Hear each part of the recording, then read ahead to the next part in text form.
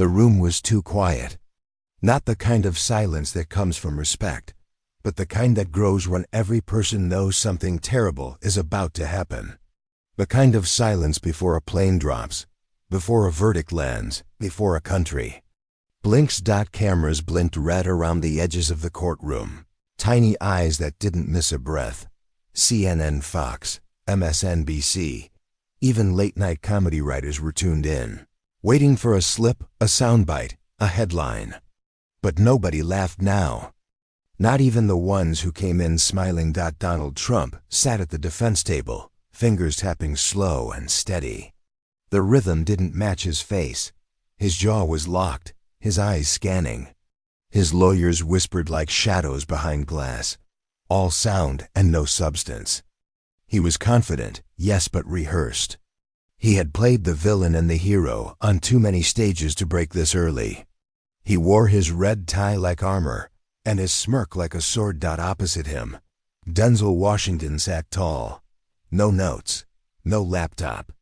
Just a single crimson envelope on the table in front of him, thick, sealed, and glowing like a warning. Light. People thought Denzel had come as an actor, a man playing a role in the courtroom of chaos. But this wasn't a script, this wasn't a movie, this was real. And for once in his career, he wasn't delivering lines for applause. He was delivering truth. And it was heavy. A judge cleared her throat. Somewhere, a reporter clicked their pen.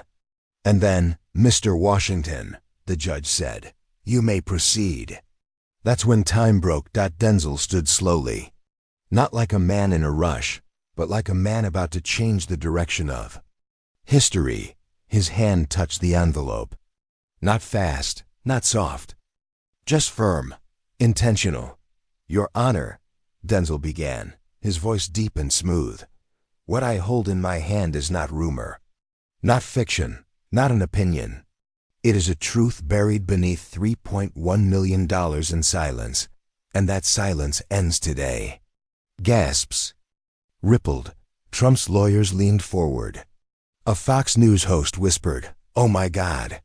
Denzel's fingers broke the seal, and the world tilted. Inside was a document, printed in black and white, but the ink burned like fire. A DNA test. At the top, Donald J. Trump. Below it, a young woman's name the public had never heard. A name erased from databases, court filings, and records. A name protected not by love but by fear. "This is the result," Denzel said, holding it up for the courtroom, "of a paternity test conducted outside the United States. Independent, verified, undeniable." He stepped forward. Cameras zoomed. Every flash, every lens, every breath in the room now belonged to that paper. "The man you see before you," Denzel said, his eyes on Trump, "paid millions not for his daughter's safety, but for her." Silence. He tried to bury her. Not literally, politically, emotionally, financially. She didn't ask for power. She asked for a father. Trump's mouth opened. But no words came. Denzel kept going. "But this case isn't just about one girl. It's about every lie wrapped in gold. Every truth buried under television lights. Every powerful man who thought. The story ends when he writes the last check." Then, it happened. Trump snapped. He stood, slamming the table. "That's not true," he shouted. "I don't even know who." "Sit down, Mr. Trump," the judge ordered sharply. "This is a court of law." But the moment had fractured. His voice cracked not from anger, but from something else. Something raw, maybe fear, maybe guilt, maybe the realization that for once, a secret he'd buried had crawled back up and brought witnesses. Denzel didn't flinch. He placed the paper down, face up, where the cameras could see. "America," he said, "you deserve to know the truth. Not just about your leaders, but about the cost of silence." People say the room felt colder after that. Not because the air conditioning changed, but because the illusion of power had finally cracked. The man who had controlled headlines, interviews, speeches, And Scandals was now a man exposed. And the envelope wasn't just paper. It was proof. And behind it stood a man who refused to stay silent. Outside, the crowd roared. Inside, the flags didn't move. The microphones blinked red like sniper dots. Everything was frozen. Except Denzel's eyes. They didn't blink. They didn't move. They held the truth, and they were daring the world to look back.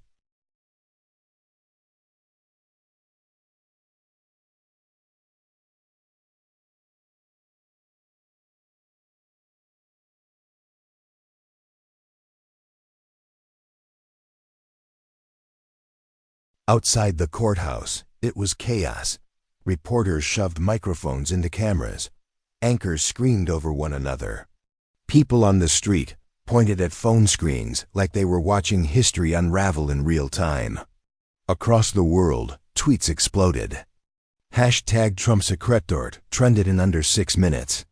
Every television, from Manhattan penthouses to roadside diners in Nebraska, looped the same clip: the red envelope, the DNA test. The name. And Trump's face caught mid-reaction, that perfect moment when a mask slips and the real person underneath gasps for air. But inside, Denzel sat back down slowly. His hands were calm. He had done what most couldn't. He cracked through the noise. But this was only the beginning. The judge called for a brief recess. As the gavel hit the wood, the room scattered. Reporters ran to phones. Trump's lawyers huddled like players in the final seconds of a collapsing game. And Trump? He just stared at the envelope. Eyes narrow, jaw tight. "You planned this," he said finally, voice low, directed at Denzel. Denzel turned to face him. "I didn't plan the truth," he said. "You did. You just hoped it'd never be found." Trump opened his mouth, then stopped. He didn't deny it. Not this time. 10 minutes later, the court resumed. But the energy had shifted. Everyone knew what they'd just witnessed was bigger than a courtroom. Bigger than Trump. This was a wound being opened on live TV, and no one could. "Look away, Mr. Washington," the judge said. "You may continue your presentation." "Thank you, Your Honor," Denzel said, standing again. "I'd like to introduce Exhibit C. This is not a document, it's a voice." He tapped the small speaker on the desk. A red light blinked. Then a voice played clear, nervous, but strong. "My name is Sophia. I've never met my father." The room held its breath. "I was told my birth was a mistake, that I should stay hidden. I was paid to stay quiet. I took that money because I needed to survive. But I always wondered who he really was. Not the man on TV, the man who never came." Trump twitched. The voice continued. Double quotes. "I watched from behind screens while he made jokes about women, about families, about loyalty. And I thought he has no idea I exist. Or maybe he does, and that's worse." Denzel paused the audio. "The voice you just heard is of a young woman raised without a name, without answers, without a father. And every dollar she received was a receipt for her silence." The judge nodded grimly. "Continue." Denzel stepped forward again. "I met her in private. She didn't want this. She didn't ask for a courtroom or a headline. But she said something that stuck with me.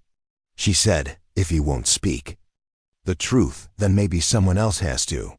He turned toward Trump. "Well, I'm speaking."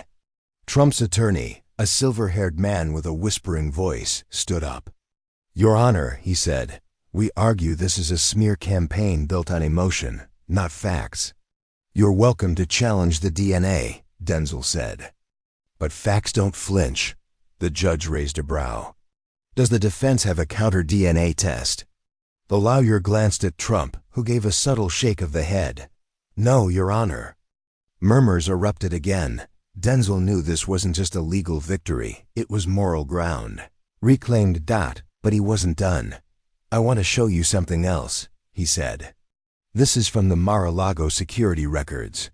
A new screen lit up. Images of a black SUV entering through a back gate, time-stamped, listed under private guest, Sophia White. He met her once, Denzel said. He told her to never come back. This is a lie. Trump barked suddenly, "Sit down." The judge snapped, "You will have your turn." Trump slumped back, face red now. Not with rage, but with something closer to panic, because now it was clear. He hadn't just known. He had tried to forget her. After court adjourned for the day, Denzel stepped outside. Cameras flashed like lightning. Questions flew like bullets. "Mr. Washington, how long have you had the evidence? Why now? What does Sophia want?" He raised a hand. "This isn't about politics," he said. "This isn't about revenge. This is about a human being. A daughter, forgotten by a man who told the world he valued family. I didn't bring this forward for drama. I brought it forward because silence is a weapon too many men have gotten away with." Reporters froze. And for once, he finished, silence didn't win. Somewhere in a small apartment in Washington, D.C., Sophia sat in front of the TV. The clip of her voice echoed through the room. She covered her mouth with trembling hands, not from fear, but from release, from finally being seen.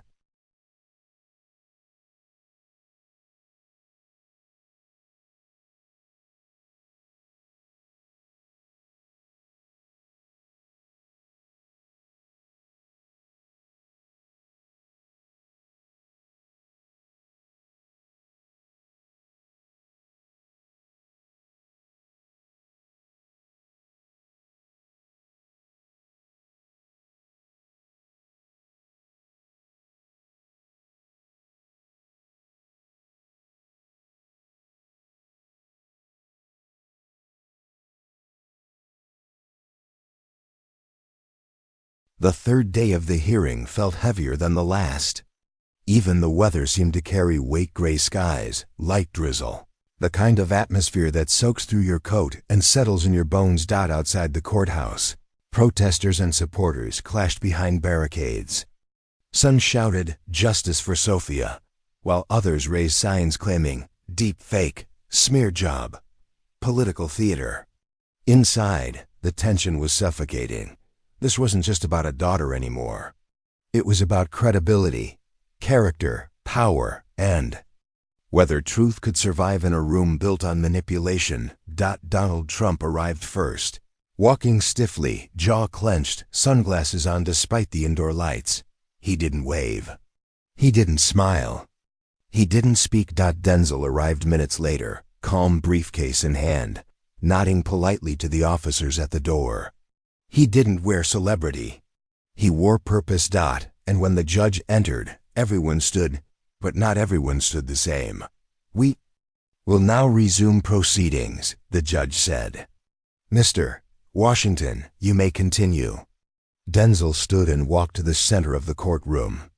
His voice came steady, like a tide about to rise. "Yesterday, we heard Sophia's voice. We saw the DNA. We witnessed Mr. Trump's reaction. But today, we look deeper. Because beneath every secret is a network of decisions, lies, signatures, and names."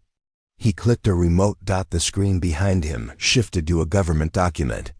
Top secret clearance. Heavily redacted, except for two signatures. One was Trump's. The other was J.D. Vance. Gasps. Trump turned sharply, glaring at the screen. "This," Denzel said, "is a classified memorandum from 2019.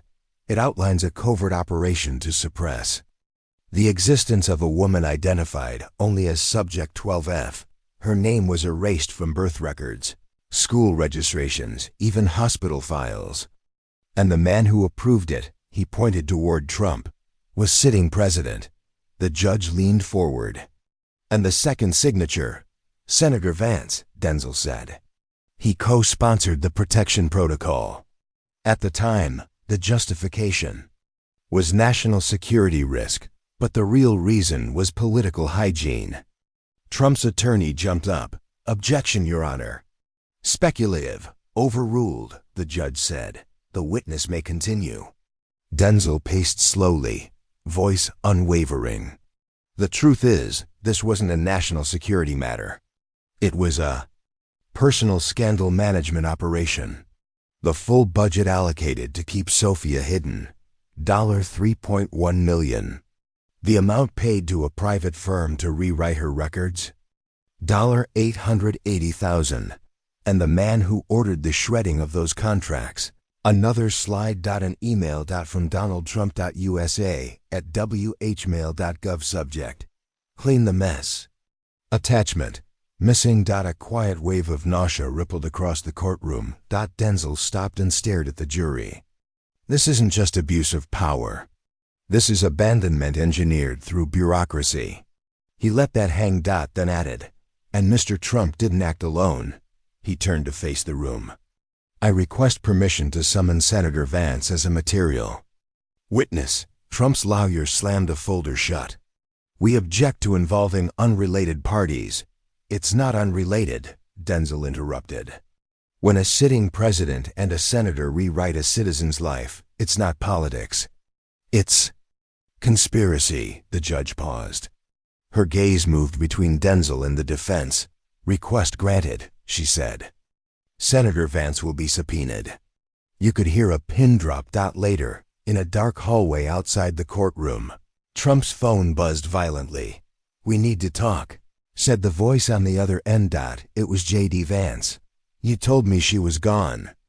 Vance hissed. She was, Trump muttered. Until Denzel dragged her out of nowhere.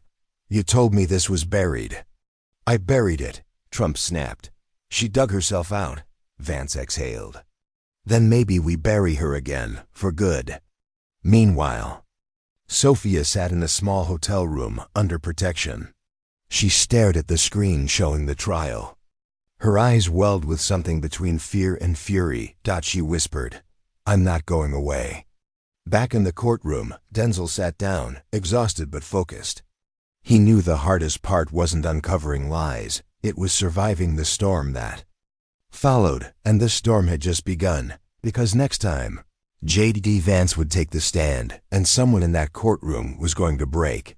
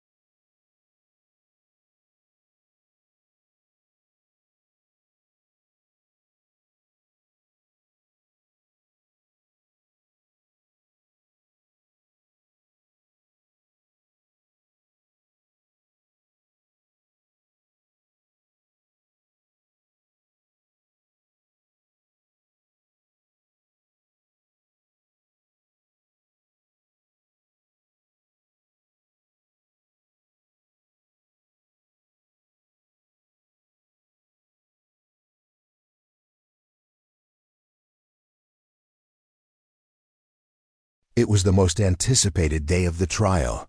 The morning sun barely broke through the clouds above the Capitol. The air outside the courthouse felt heavy, like the city itself was holding its breath. Camera crews had been camped overnight. News anchors rehearsed their intros as if they were covering a war zone. And in a way, they were inside the courtroom. The seats were full 30 minutes before the gavel struck. Even Supreme Court justices, retired and quietly observing, had slipped. In the back.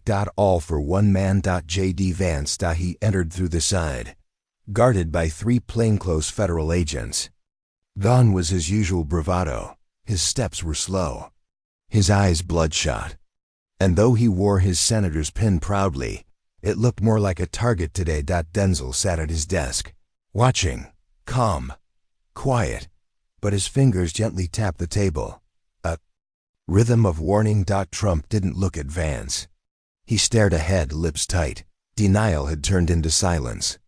Silence had become strategy. Court is now in session, the judge announced. Call your witness. Your Honor, Denzel said, standing. I call Senator J.D. Vance to the stand. Vance approached. His shoulders rose with every step, like the air was pressing down on him. He raised his hand, took the oath, and sat slowly. Senator Vance. Denzel began. Do you recall authorizing classified Directive 9 Alpha? Vance looked at the judge, then back at Denzel. Yes. This directive authorized what exactly? Vance shifted in his seat. A protection order. Concerning a sensitive individual connected to national leadership. Was this individual Sophia White? Pause. Yes. The room tensed. Did you know she was Donald Trump's biological daughter at the time? Vance looked like he wanted to say no, but couldn't. Yes, he said. Soft gasps broke from the audience. Denzel took a slow breath. So you knew.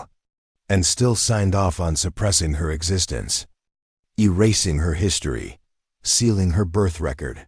For what reason? Vance hesitated. We were days away from the election, he said.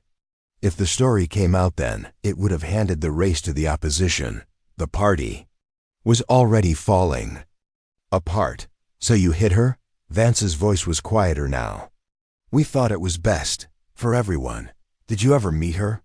Vance looked away. Once. Where? He didn't answer. I'll remind the witness, the judge said. You are under oath. Vance swallowed. In a hotel lobby, 3 years ago. She showed up crying.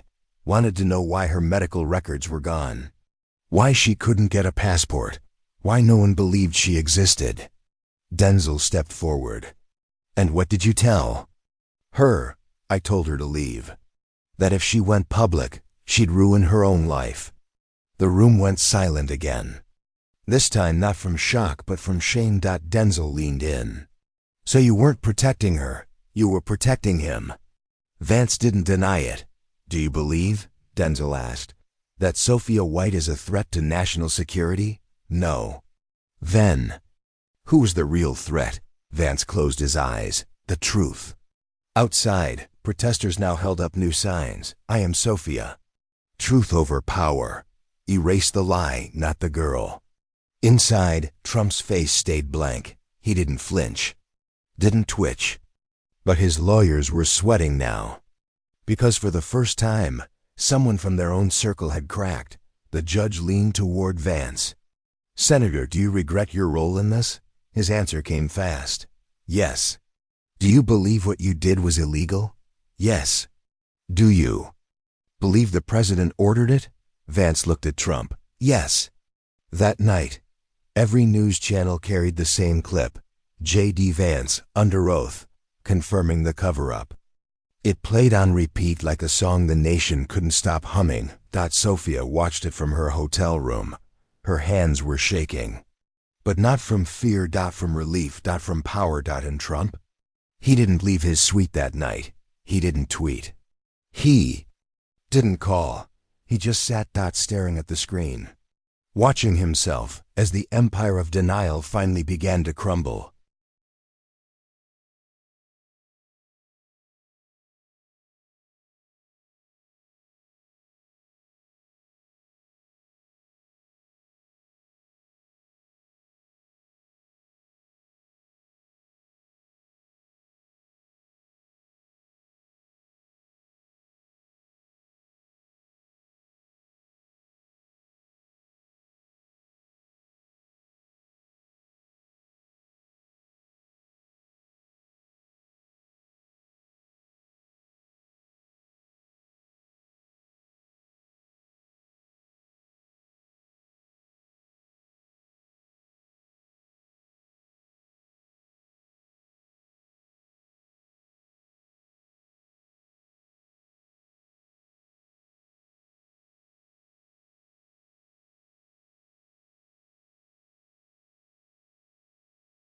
The fifth day of the trial began in whispers.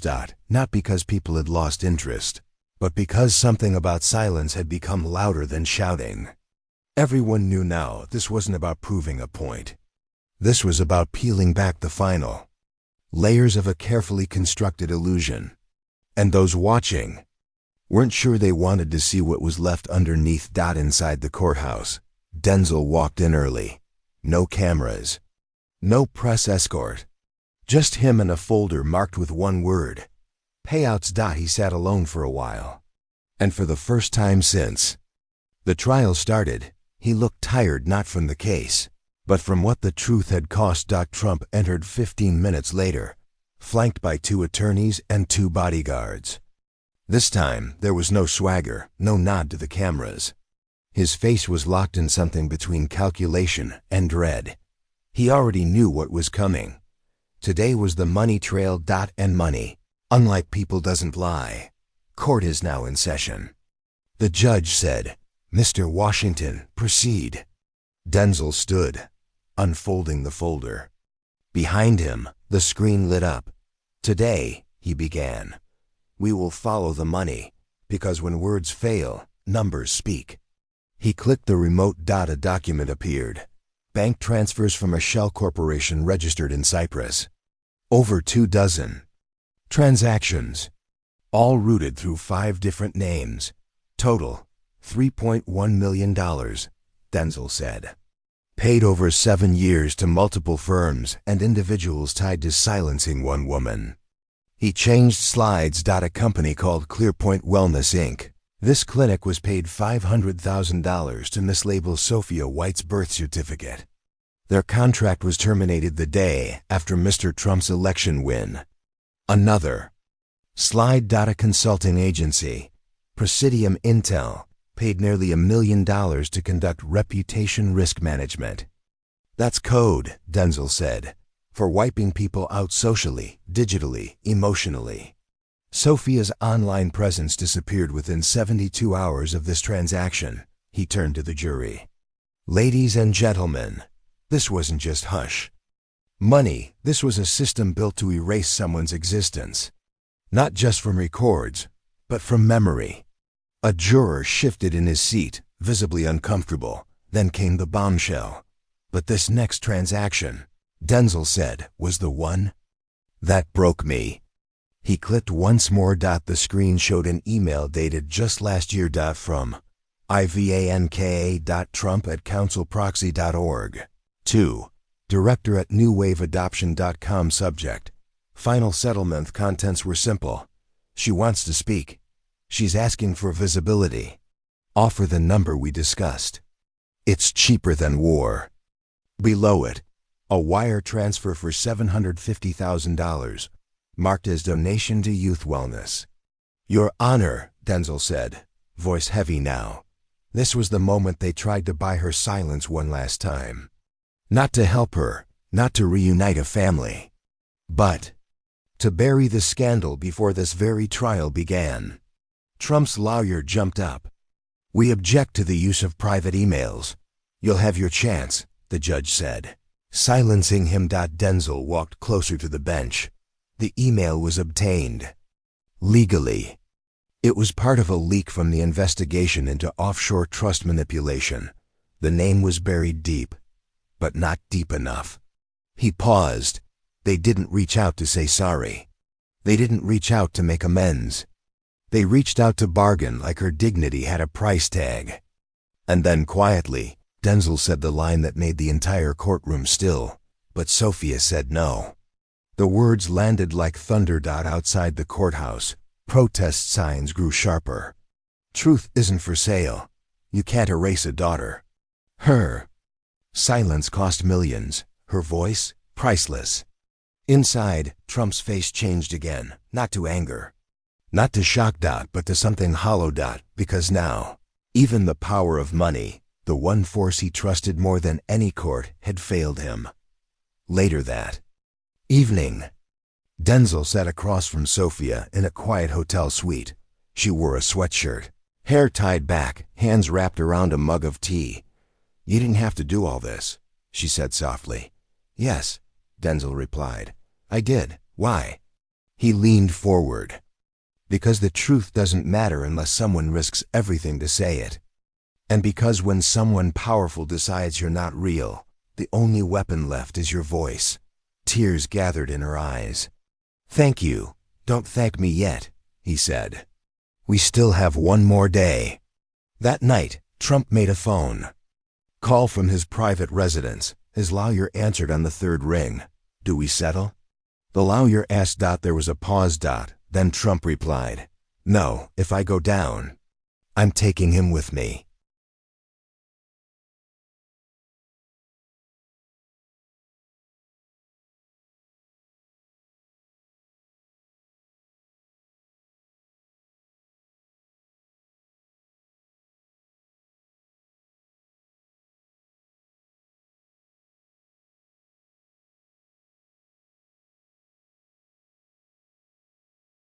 The courtroom was packed. Every seat filled.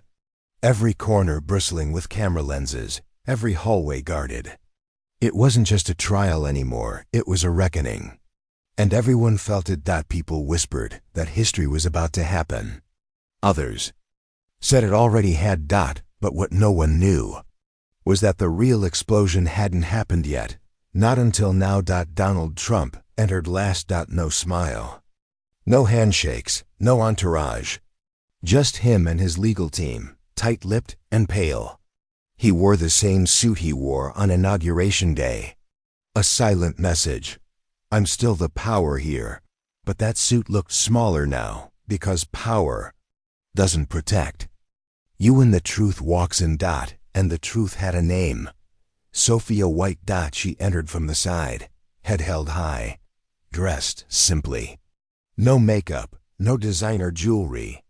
Just a quiet fire in her eyes. Some people gasped. Others stood, and even the cameras seemed to hesitate, unsure if they were capturing a witness or a storm. The judge nodded. Ms. White, you may take the stand. As she sat, a soft hush fell over the room. Denzel didn't say a word. He didn't need to, because this wasn't his voice anymore. It was hers. State your name for the record. Sophia White. Relation to the defendant? Biological daughter. Trump looked down. For the first time, his hands trembled. Denzel stood and approached. His voice low, respectful. Sophia, when did you first discover who your father was? When I was 15. My mom told me in pieces. At first I didn't believe her. Then I found the letters. Hidden bank transfers. The non-disclosure agreement she never signed. How did that feel? Like my whole life was a lie built on another lie. She paused, like I was born invisible. Denzel nodded. Tell us what happened when you tried to contact him. I was 19. I sent a letter. No reply. So I flew to Florida. I waited outside one of his hotels. I gave a note to a bodyguard. He came out later, told me to leave. Said I was a risk. He gave me $5,000 and said this never happened.